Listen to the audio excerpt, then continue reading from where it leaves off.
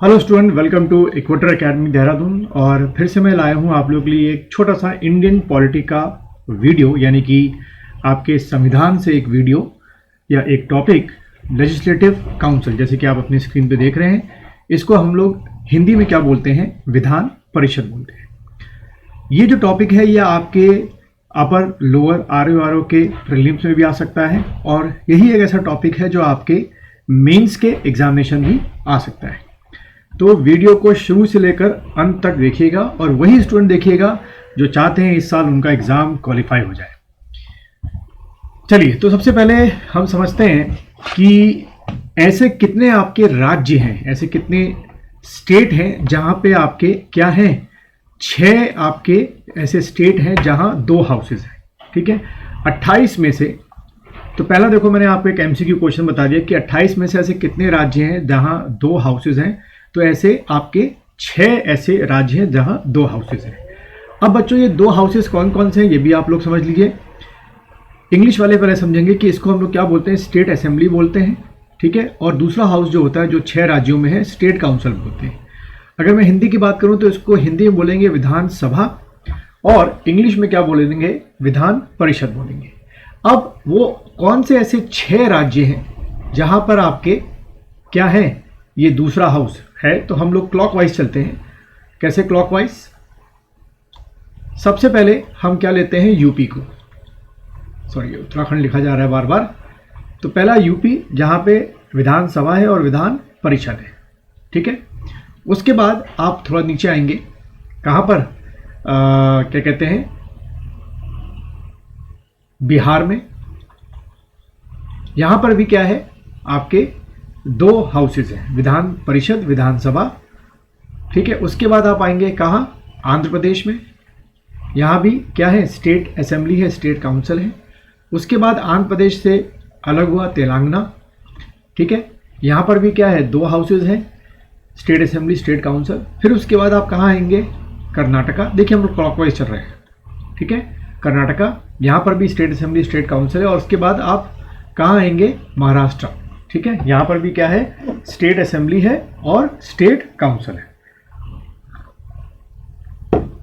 तो देखिए इस तरीके से आपके क्या हो गए, 6 हाउसेज हो गए या 6 राज्य हो गए जहां आपका दूसरा हाउस भी है। अब ये तो एक पहला क्वेश्चन हो गया। ठीक है, दूसरा क्वेश्चन आपका एग्जाम में बच्चों ये आ सकता है, मैं इसको हटा देता हूं, अगर आपने लिख लिया तो अच्छी बात है। सेकंड क्वेश्चन आपके एग्जाम में ये आ सकता है कि जो भी आपका ये स्टेट काउंसिल होता है जो 6 राज्यों में है, इसकी जो स्ट्रेंथ होती है, यानी कि इस विधान परिषद की जो अधिकतम स्ट्रेंथ या मैक्सिमम स्ट्रेंथ जो होती है, वो कैसे डिसाइड होती है। तो वो हमेशा स्टेट असेंबली का क्या होगा, 1/3 से ज़्यादा नहीं होगी। ये एक आपको ध्यान रखना है। द मैक्सिमम स्ट्रेंथ, जैसे लिखा हुआ है किताबों में, the maximum strength of the state council is fixed at 1/3 of the total strength of the state assembly. अगर मान लीजिए हमारे उत्तराखंड में अगर हम बनाएं ये दूसरा हाउस, तो हमारी स्टेट असेंबली की जो स्ट्रेंथ है वो क्या है, 70 है। यानी कि 1/70 का 1/3 से अधिकतम जो है हमारे, अगर स्टेट काउंसिल बने हमारे यहाँ, तो उससे अधिकतम इसकी जो स्ट्रेंथ है वो नहीं होनी चाहिए। अब बात करें कि जो ये दूसरा हाउस है, यानी कि जो स्टेट काउंसिल है, इसमें मेंबर आते कैसे हैं। ठीक है, इसके कैसे मेंबर आएंगे वही आपसे पूछा भी जाता है। तो देखिए पहला पॉइंट, फर्स्ट पॉइंट मैंने क्या लिखा है, द 1/3 आर, देखो वर्ड क्या लिखा हुआ है, elected by members of local bodies.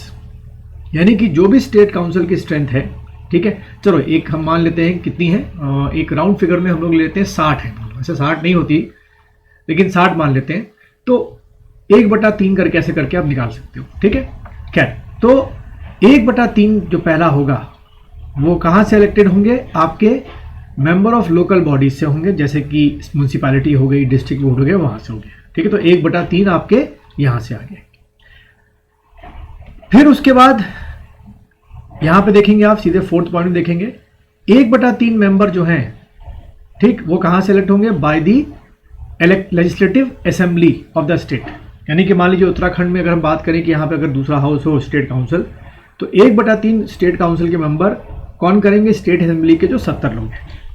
यानी कि आप इसको इस तरीके से ले सकते हैं, 1/3, फिर दूसरा 1/3, ये आप एक ग्रुप में रख लीजिए कैसे रख लीजिए भाई ग्रुप में, क्योंकि एक तरफ क्या है, एक में स्टेट असेंबली के मेंबर भेज रहे हैं और 1/3 दूसरा कौन भेज रहा है, आपका लोकल अर्बन बॉडीज भेज रहे हैं, या लोकल बॉडीज लिख सकते हैं आप, लोकल बॉडीज भेज रहे हैं आपके, ठीक है।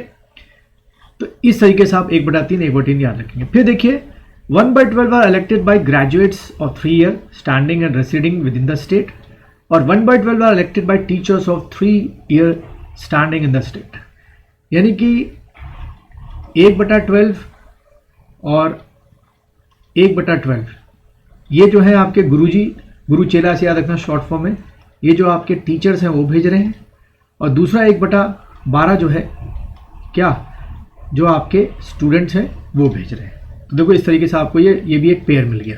ऊपर वाला पेयर भी आपको समझ में आ गया होगा, बड़ा भाई छोटा भाई, स्टेट असेंबली बड़ा भाई होता है भाई हर एक स्टेट में, और छोटा भाई लोकल बॉडीज हो गई। ऐसे ही टीचर स्टूडेंट यानी कि गुरु चेला 1/1, ठीक।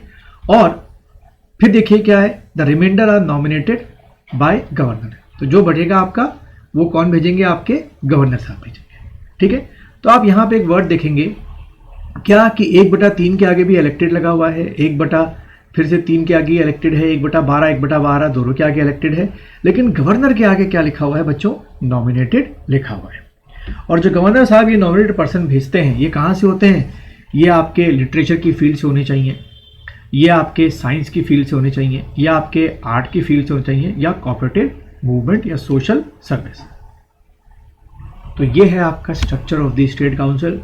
ये जो मैंने आपको अभी पढ़ाया है ये आपके प्रीलिम्स के एग्जाम में भी आ सकता है और मेंस में डिटेल में लिखने को भी आ सकता है। तो कुछ इसी तरीके से आप अपने आंसर शीट में मेंस में उसको एक्सप्लेन करेंगे, अपर पीसीएस में और लोअर पीसीएस में।